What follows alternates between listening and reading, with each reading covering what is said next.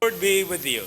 And with your spirit. A reading from the Holy Gospel according to Luke. Glory to you. Jesus said to his disciples, "A rich man had a steward who was reported to him for squandering his property. He summoned him and said, 'What is this I hear about you? Prepare a full account of your stewardship, because you can no longer be my steward.' The steward said to himself, 'What shall I do, now that my master is taking the position of steward away from me? I am not strong enough to dig, and I am ashamed to beg.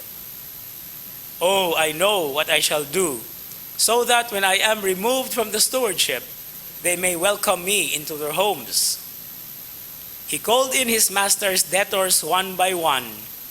To the first he said, 'How much do you owe my master?' He replied, 100 measures of olive oil.' He said to him, 'Here is your promissory note. Sit down and quickly write 1 for 50. Then to another the steward said, 'And you, how much do you owe?' He replied, 100 cores of wheat.' The steward said to him, 'Here is your promissory note. Write 1 for 80. And the master commended that dishonest steward for acting prudently. For the children of this world are more prudent in dealing with their own generation than are the children of light. I tell you, make friends for yourselves with this honest wealth, so that when it fails, you will be welcomed into eternal dwellings. The person who is trustworthy in very small matters is also trustworthy in great ones. And the person who is dishonest in very small matters is also dishonest in great ones.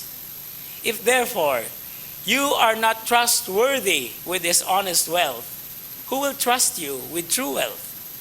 If you are not trustworthy in what belongs to another, who will give you what is yours? No servant can serve two masters. He will either hate one and love the other, or be devoted to one and despise the other. You cannot serve both God and Mammon."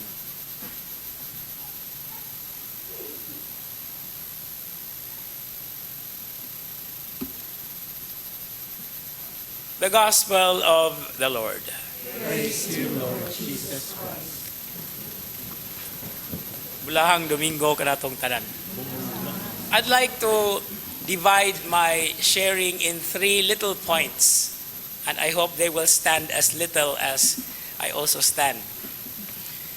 The first point actually is an important and necessary understanding of the case of that steward who was already about to be out of the service.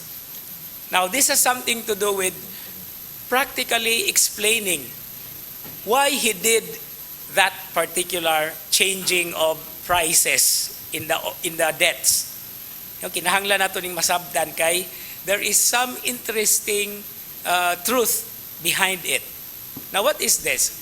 Okay, stewardship during the time of Jesus and in Palestine actually has something to do with the owner giving free rein, no?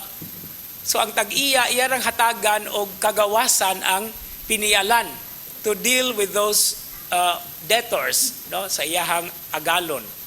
And so this is the line of argument.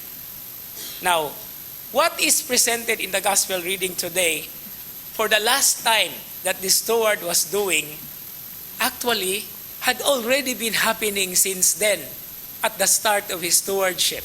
And what is that? Ang tinuod nga utang sa usa, 50 ragyod ka bariles nga oil. Pero pila may iyang gipaningil? 100. Okay? Ang usa, 80 ra ka bariles nga wheat. Pero ang iyang gipangayo, 100.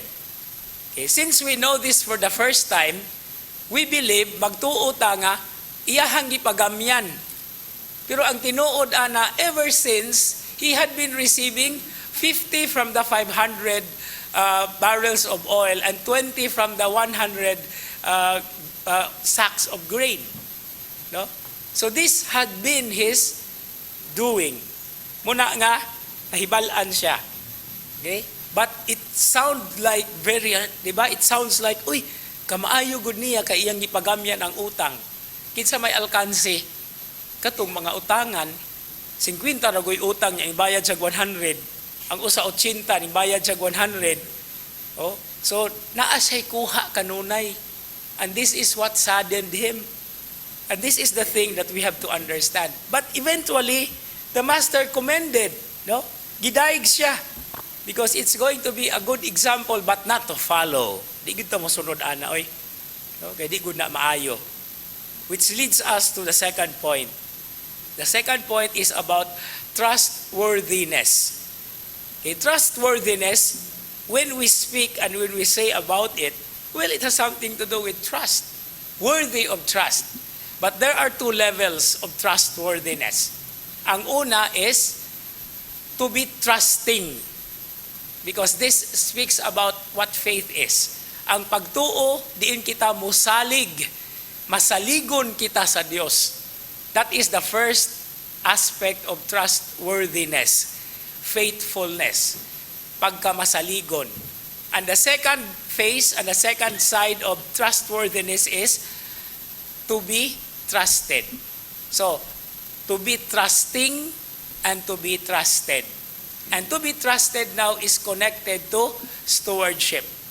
Kay gipiyalan raman atong kinabuhi, gipiyal kanato. Life is practically given as a gift. Ang tanan nga atong madawat, ang tanan nga mga grasya, these are all being given to us as stewards. And as stewards, we have to practically do something about it. But in that trusted, being trusted.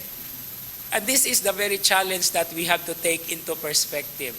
It is not just enough to believe, to be believing, to be trusting, but we have to be trusted. Because this is where we give an account, the accountability of each and every one of us. Therefore, talking about trustworthiness, anhi din himo sulod ang mga issue regarding transparency, accountability, and corruption, which is the negative side. Kay muhatag man ta og husay, we will give an accounting when we face the throne of God. And we have to pray for this, that we will also be worthy to be trusted, not only worthy as we are trusting God. And finally, a good, interesting explanation on the word mammon. I pronounce it in English. But if you pronounce this in Hebrew, it's not mammon, but it's mammon. O, dili po ng mammon nga fluffy nga pagkaon, no? But mammon or mammon represents wealth in general, treasures in general, money in general.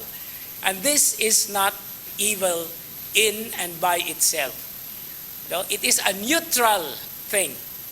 Okay?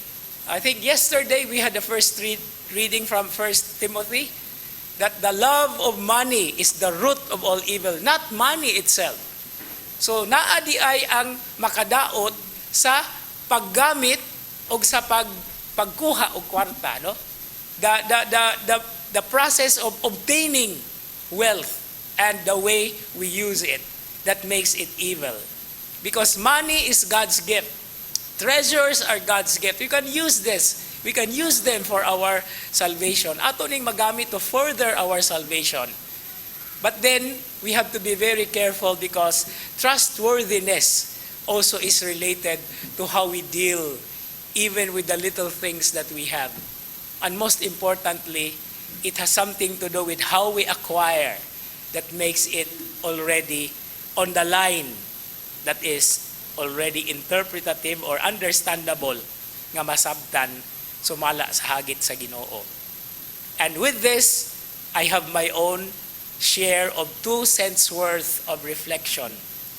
We are supposed to serve only God and not money. But we can use money to serve God. We can use money for good things so that the people we are helping can also praise and worship God as He ought. As He ought to be worshipped. Again, I repeat, we cannot serve both God and Mammon, but we can use Mammon to serve God. Amen.